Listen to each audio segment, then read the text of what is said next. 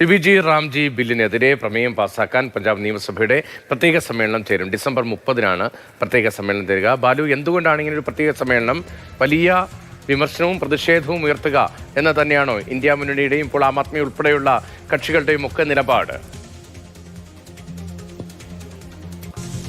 രതീഷ്, പഞ്ചാബിൽ ഈ ഇന്ത്യ മുന്നണി ഫലപ്രദമായി നിലവിലില്ല. കേരളത്തിലെ പോലെ ഒരു സാഹചര്യമാണുള്ളത്. കാരണം അവിടെ ആം ആദ്മി പാർട്ടി സർക്കാരിനെതിരെ ഏറ്റവും അധികം പ്രതിഷേധം നടക്കുന്നത് കോൺഗ്രസ് ആണ്. അതുകൊണ്ട് തന്നെ പഞ്ചാബിൽ ഒരു ഇന്ത്യ മുന്നണി എന്ന് നമുക്ക് പറയാൻ വേണ്ടി കഴിയില്ല.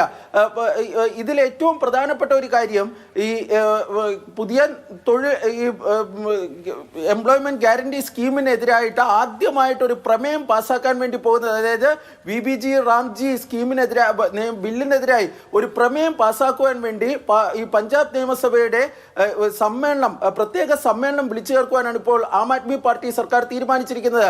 ഡിസംബർ 30-ന് ഈ പ്രമേയം പാസ്സാക്കുന്നതിനായി പ്രത്യേക സഭാ സമ്മേളനം ചേരുവാൻ കഴിഞ്ഞ ദിവസം ചേർന്നിരുന്ന ഈ പഞ്ചാബ് സർക്കാരിന്റെ ഈ മന്ത്രിസഭാ യോഗം തീരുമാനിക്കുകയും ചെയ്തിരുന്നു.